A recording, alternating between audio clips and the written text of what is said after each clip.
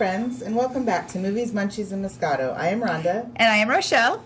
And we're just a couple of friends who love movies, television, and wine. So if that is something that interests you, please stick around and subscribe so you don't miss an episode.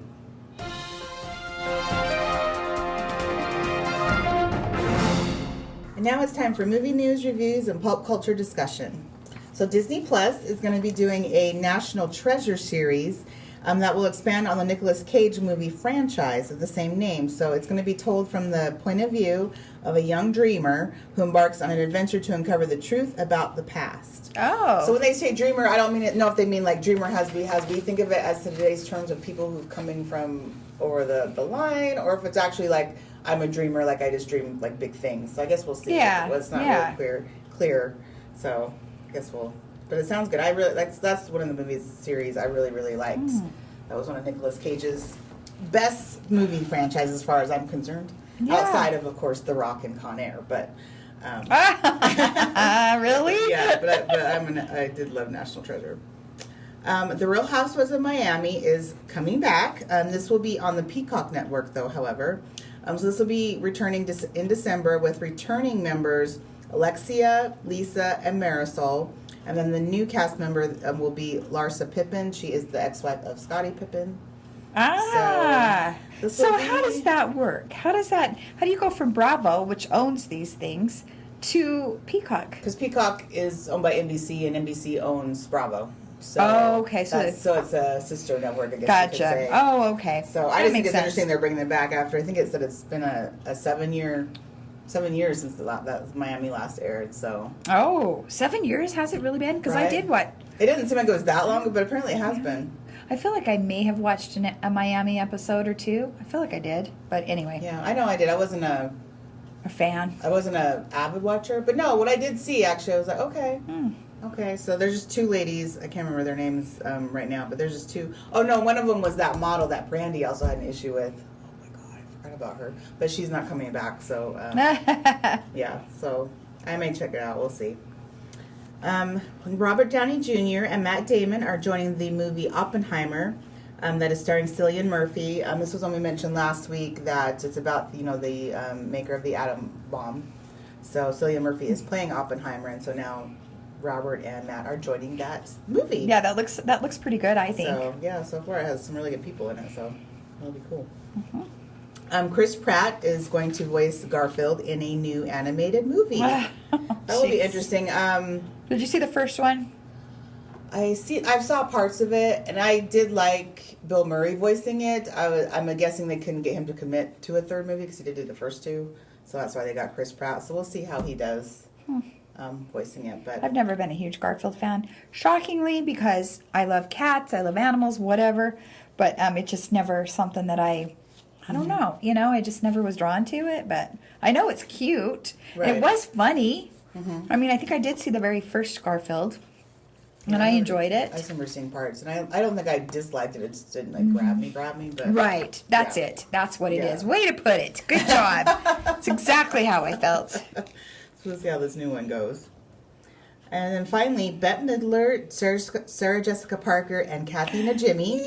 Will be back as the Sanderson sisters in Hocus Pocus 2, which will be out next fall. I am so excited. Again, I've never seen that whole movie all the way through because I will just say again, it wasn't one that grabbed me off the bat, so I just I was like, nope, I don't want to even put forth the effort to keep watching it. The new cast, though, will include Tony Hale, Sam Richardson, and Hannah Waddingham, who is fresh off of her Golden Globe win from Ted Lasso, a series I still have yet to ever Me look at. too. And do you know how many people have asked me if I've seen it? And I'm really? like, no. And they're like, oh my gosh, it's the funniest show I've ever seen. Or they just love it anyway. Mm-hmm. And I've heard that probably from 3 or 4 people. I guess I have to check it out. I know. Like I said, the previews of it just don't seem funny at all to me. So I guess maybe it's one of those situations like the preview doesn't do it justice. Well, you know, you and I may have to commit to watching at least one episode and see what we think. Okay, yeah, well, we should do that. I guess we can. So movies and TV shows out this week. First up, we have The Eternals. This is in theaters and stars Gemma Chan, Kit Harington, Angelina Jolie, Salma Hayek, and Richard Madden. So this is The Eternals is a race of immortal beings with superhuman powers who have secretly lived on Earth for thousands of years. reuniting to battle the evil deviants. So this is a Marvel movie, in case you're not aware. So it does take place after the events of Avengers: Infinity War. So what are they going to do when they run out of Marvel characters? I feel like they never will. I'd actually put this question to my dad because he is a comic book fan. And he says there are so many. He says there's like 60 or something more in the Marvel world that they could seriously like use. I was like, oh, so really they could go on for a while. Oh my gosh! Well, like there's been a lot. There's more. These are less popular, But that's the point. You can draw if you're going to take all of them out there and put them forth. You can. Right, and you can come up with some cool stories, just like what we're going to be talking about soon. The newer one coming out. Yeah. So. Huh. But it does look good. I do want to see it because I'm all the Marvel. Let's keep going. I like the actors in it, so. And that's only in theaters, correct? Yeah, that will only be in theaters. Alrighty then, yay! Next up, we have Spencer. This is in theaters with Kristen Stewart starring as Princess Diana. So in 1991, while spending the Christmas holiday with the royal family in Sandringham House, Princess Diana decides to leave Prince Charles. So this just takes place over that small period of time in her life that they've chose to focus this particular movie on. So I do think it looks. Yeah, I know. I think it does. I think it does look good. I probably won't see it in theaters. I'll have to wait till it's where you can watch it on demand. But I do think it looks interesting, and I am curious to see exactly how well she does for the whole movie. Well, and you did hear that she just got engaged to her girlfriend. I did hear that. 2 or 3 years or something. Yeah, 2 years. Yeah, 2. I was like, oh, that. Okay. Yeah. Who knew? I didn't even know she was gay. I didn't follow that closely. So, but I mean, yeah, it was like after the whole.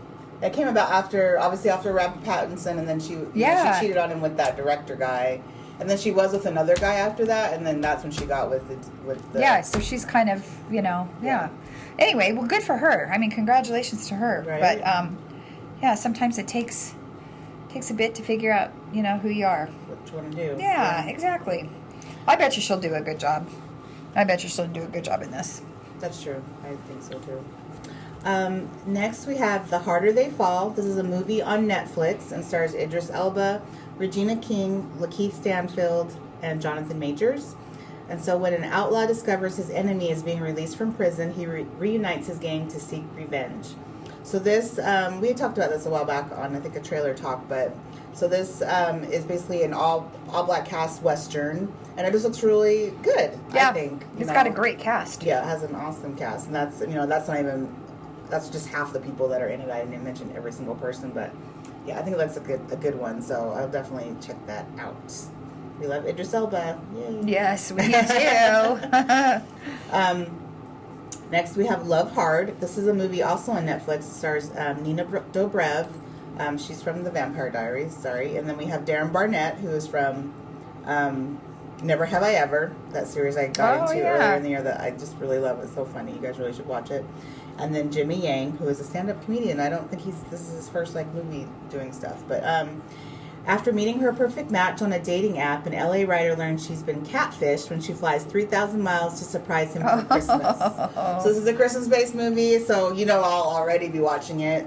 I am a fan of, I actually do like Nina. I did watch the trailer on this. It looks very funny. She thinks she's dating the Darren Barnett dude, but it's actually the Jimmy Yang. When she comes to fly out, that she realizes that she's been catfished by him. Oh, yeah, it does sound funny. So in the trailer it shows that he agrees to help her get the real guy that he had used the picture of because he's friends with him. He's like, I'm going to help you get the real person. I'm sure along the way she might have actually fallen for the real person. So I guess we'll see how this goes. But it doesn't matter to me. It's Christmas and it looks cute. I'll watch it. Next we have Finch. This is a movie on Apple TV and stars Tom Hanks.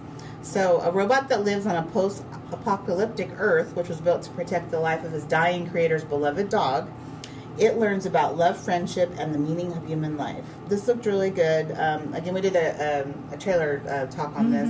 Yeah. And it just looks really touching. It reminded me of Short Circuit from back in the late 80s, early 90s. Well, it's Tom Hanks and a dog. Right? Turner and Hooch. Right. It's a little, I was like, when I read that it's about the fact that he's dying and is trying to protect the dog, I was like, oh, okay. Because the trailer didn't really, Well, that's true. give that part away. But I was like, oh, yeah. Okay, so it's probably going to be more sad than I'm thinking. That's okay. Oh, no. I'll still watch it. So I'm sure it's good. Next up, we have Dexter. Oh, wait. We should have done a drum roll. Oh. So Dexter, New Blood, or otherwise known as Dexter, Season 8. So this is on Showtime, again with Michael C. Hall and Jennifer Carpenter, and then we have new cast member Clancy Brown.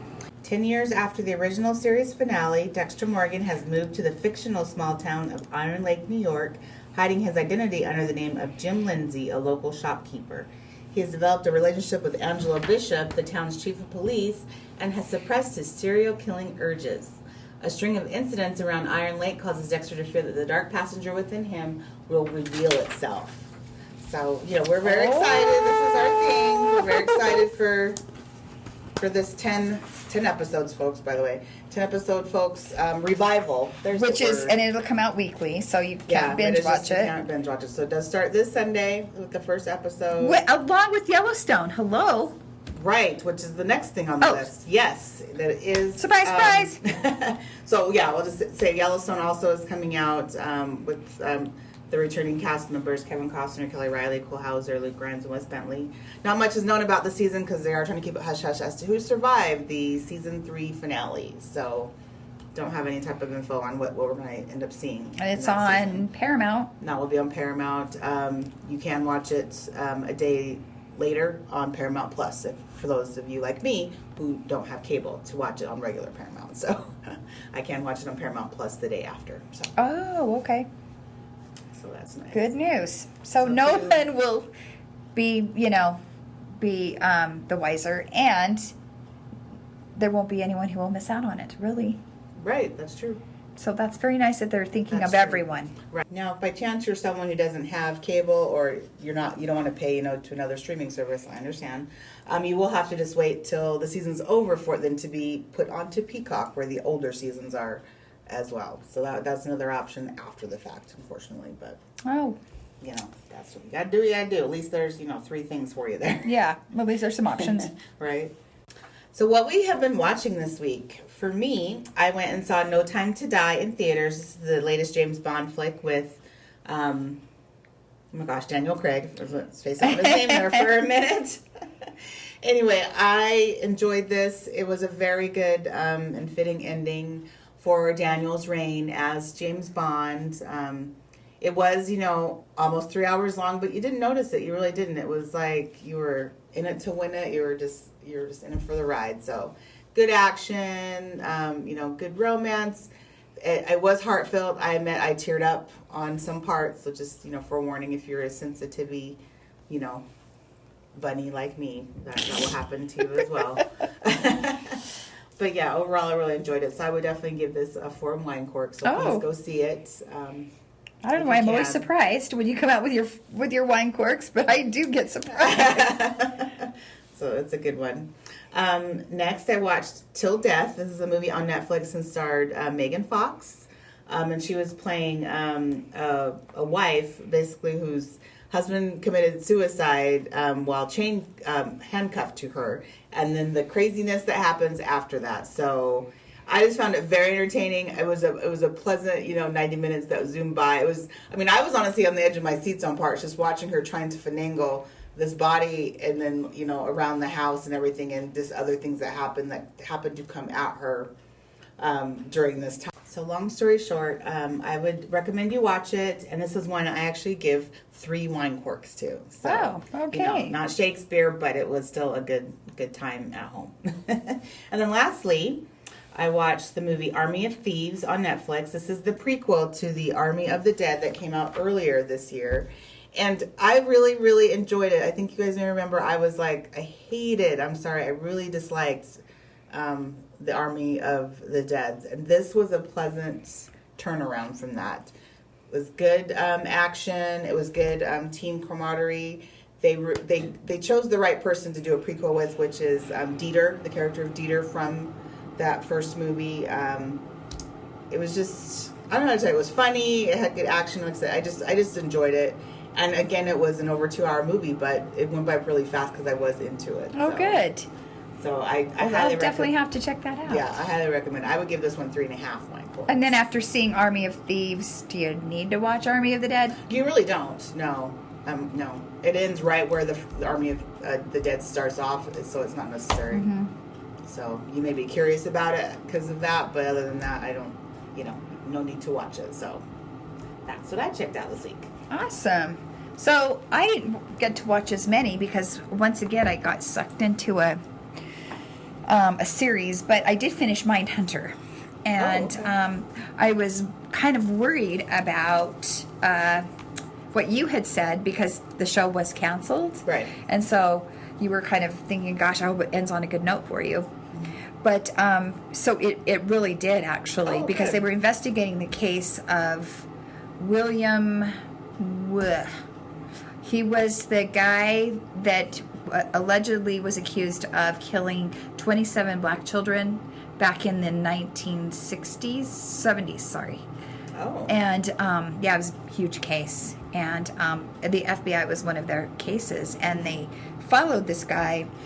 And he was kind of an eccentric kind of guy. It was just crazy where these kids came up. And what they learned was that these kids probably wouldn't have trusted a white person in their neighborhood, a white person would have stuck out, where it was very easy for a black kid to get into the car with another one. He had also been accused of impersonating an officer.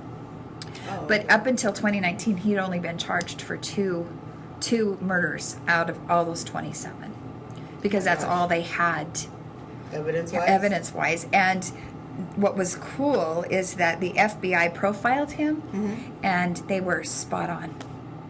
They didn't want to believe that, and especially the gosh, now I just went blank. All the neighborhoods where all these kids went missing. All those people, they were just like, there's no way this was a black guy. These are the works of the Klan. So they for sure that it was the Klan, and he never was finally charged for all 27 of them, but they did get him on 2 of them, and it was just really interesting. But it did end with that. Okay. So it did end on a good note. Oh, that's good. So that it just kind of, and then it gave some interesting information at the very end.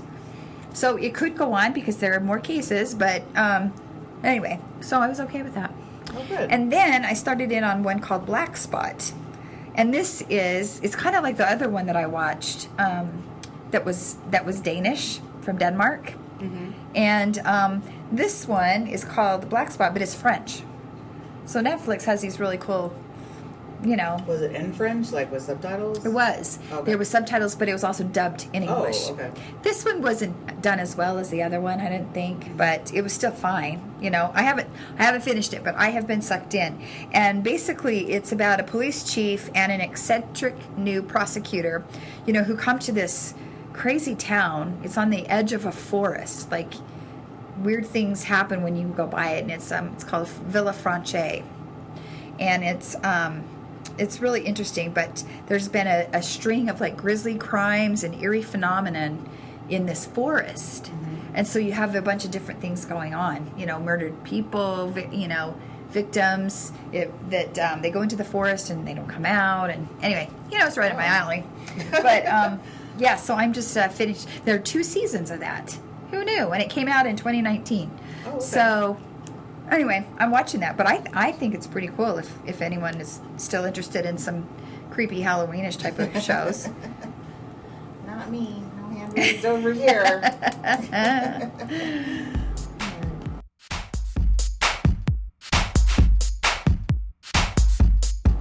Okay, so in honor of, our favorites, Dexter and Yellowstone starting, we thought we'd do a little special spot today, doing our favorites of Yellowstone and Dexter. So first up is my favorite episodes of Yellowstone. So starting with season 1, episode 1. I like it because you basically see what the show's about. You get to meet all the characters. You see how the family dynamics work, and just exactly how this family business is done. So I just think, of course, it's one of my favorites because, without it, I wouldn't have cared, one lick about this show. So, right. So definitely season 1, episode 1. Next would be season 2, episode 9, which is where good old Sister Beth comes and helps out sister-in-law Monica at a clothing store she is being unfairly accused of stealing from. So this was the highlight of the episode. She was brutal and vicious in her takedown of her old classmate who owns the store. That was just, this is where you really see who Beth is and what she, and exactly how fierce and protective she is of family. So loved it. Loved that whole scene. And then lastly was season 3, episode 10, which is the finale of that season, and all hell breaks loose. If you saw it, everybody was in danger. All the Duttons, except for Jamie, were in a place to, get killed or be killed. You also had the stupid ranch hand who decided to ride a horse because his stupid girlfriend told him to, and ended up getting bucked off anyway. That still irritates me. I really hope he's okay. I really hope he's okay. But anyway, this was one of my favorites because so much happened, and looking forward to how season 4 starts because of that finale. So how about you? So I pretty much agree with you. I really liked. For me, season 1. Obviously, because that's when it started everything, but I can't remember this one, and this episode, I feel like it was, who knows, I don't know where it was exactly, but a good friend of mine is in it, and I don't remember what episode it is, but they're at an auction, a cattle auction. Oh, right. That was near the end, so I want to say maybe it's episode was 6 it? or so, 6 or 7. Anyway, they're at a cattle auction, and he's sitting there right across the way, and he's bidding against Kevin Costner and his family, right. And he's got kind of a handlebar mustache. So who knows what episode that's in, but I like that one. I also love season 2, like you said, episode 9, when Beth kicks some butt in that store. Yep. I wish I could be more like her. Right. And then the third one in episode 10. Hello. That was just terrifying. Like, my mouth hit the ground. It took a couple days to pick it up. Because what in the goodness is going on right now? So right. I'm excited. I cannot wait for Sunday. I know. What day is it? Seriously, when is Sunday? We still have 3 more days to go. But, so next up is our favorite seasons of Dexter. Since there were so many, we're just going to do seasons on this. So first up for me, of course, is season 1 because it's the one that started it all. We had the truck killer, a.k.a. Dexter's brother, as the main antagonist. And it was just awesome just to see how exactly it worked. For this season, this actually, maybe I mentioned before, but I'm not sure. I have read the first 2 books of the actual book series. Oh. And so I was delighted just trying to see how it compared, the first book compared with season 1.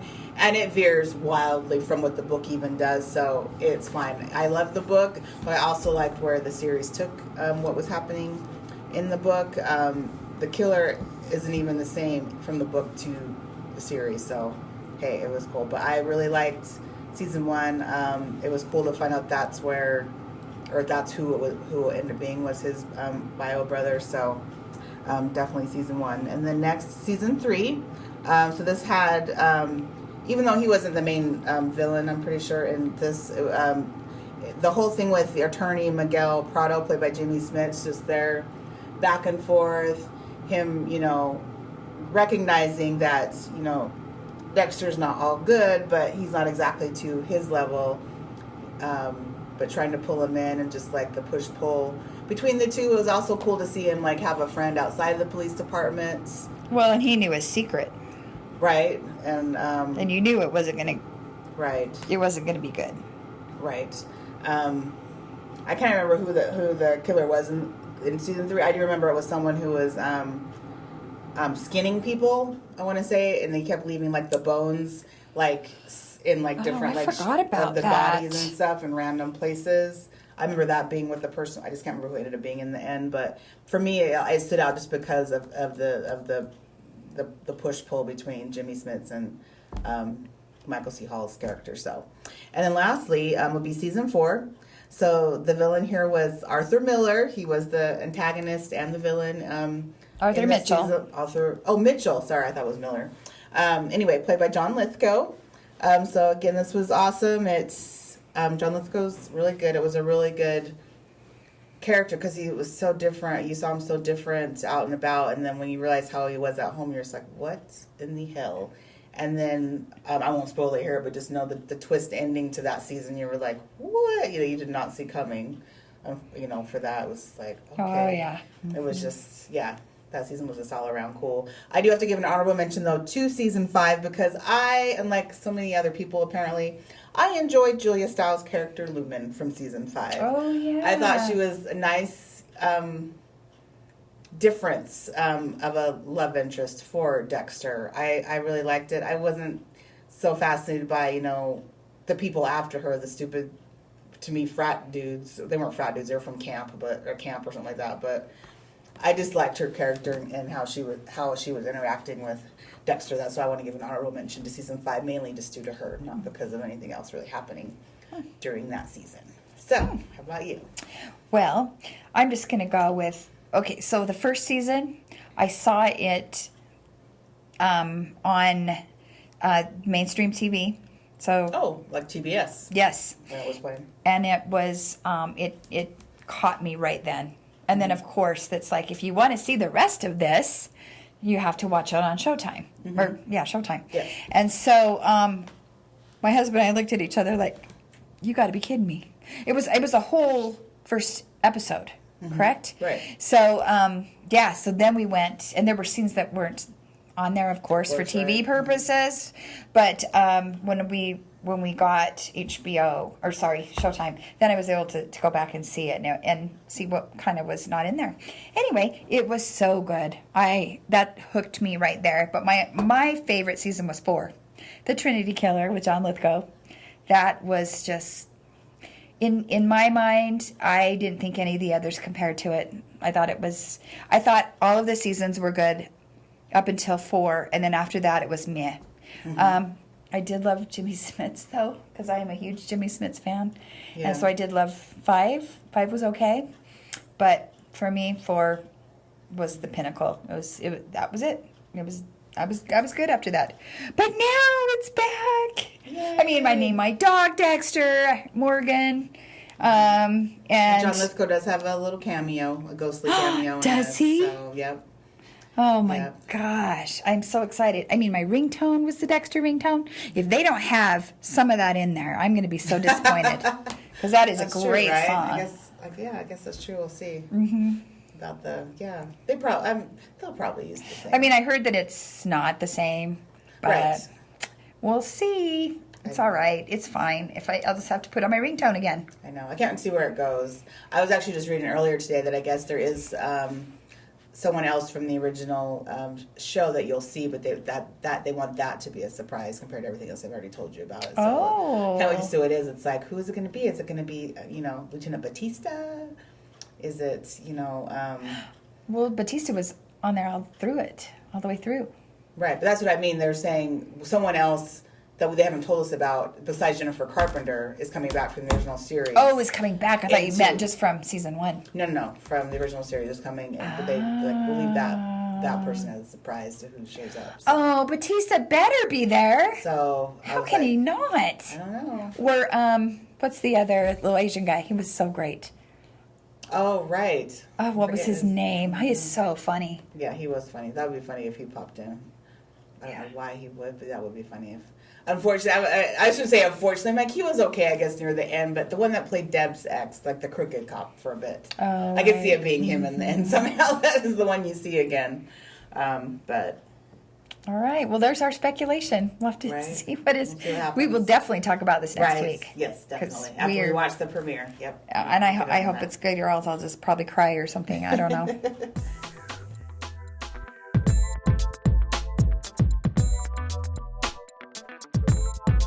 Now it's time for some movie trailer talk. First up, we have The 355. This will be out January 7th and stars Jessica Chastain, Lupita Nyong'o, Diane Kruger, and Penelope Cruz. Except for Jessica Chastain, who was last seen in The Eyes of Tammy Faye. We honestly haven't seen the other three in a while. I know, yeah. This looks really good. Lots of action. They're each playing members of a team they put together from different, states, United States, Germany. I think one was British. Mm-hmm. Chinese. Mm-hmm. And so, anyway, it looks good. It did give me, parts of it gave me, Ocean's 8 vibes, which is fine. I did like that movie. So, looking forward to that. Oh, and so I saw a glimpse of Sebastian Stan in there, from, he of Winter Soldier status from, Captain America. So I like him as well. That. Yeah. So, look, I think that looks really good. Did you agree? Yeah, I just kind of feel like it's been there, done that. It's a little bit... Oh. We've seen several movies kind of like this. I mean, it still looks good. It's action-packed, and the girls are, they're kind of badasses. That's true. Excuse my French. But, definitely. I think it's definitely worth checking out. So the other trailer is Morbius. This will be out January 28th and stars Jared Leto, Tyrese Gibson, Michael Keaton, and Matt Smith of Doctor Who fame. So this looks really good. It's from the Marvel Universe. What we were talking about earlier. Right? And so we love Jared Leto. And this is a different take. He's not really a hero. He's like I said, he's more in the vein of Venom, per se, like the anti-hero that can do good, but that's not really his forte. So I just thought the trailer made it look really good. He gets bitten by bats, and then that's when the craziness happens. You can tell it's in the Spider-Man universe because of Michael Keaton being in it. He's playing the same villain from the first Spider-Man with Tom Holland, so they have that connection in there. So whether or not we'll see Morbius in future Spider-Mans, I guess we'll have to see. So I don't know. What did you think of it? I thought it looks great. Again, I love Jared Leto. And he's just such a versatile actor. So that's true. Watching the trailer, you can see why he probably took it, because he gets to transform completely into looking, unlike himself. Yes. And he seems to like show movies that do that. And the transformation is amazing. Right. I mean, that is it's a good one. So I definitely would be interested in seeing this. Yes, me too. And so far, it looks like it is just going to be in theaters. That could change. And it's January, isn't it? Yeah, it's in January. So. Oh yeah, January 28th. 28th. So, those are our 2 trailers for the week. Well, that's all the time we have this week. Thanks so much for listening. We had a fun time as usual, and we hope you enjoyed it as well. Please give us a review or comment, as it really helps us out. And please follow us on Instagram at movies_munchies_moscato. And we'll see you next time. Thanks for hanging. Thank you, guys.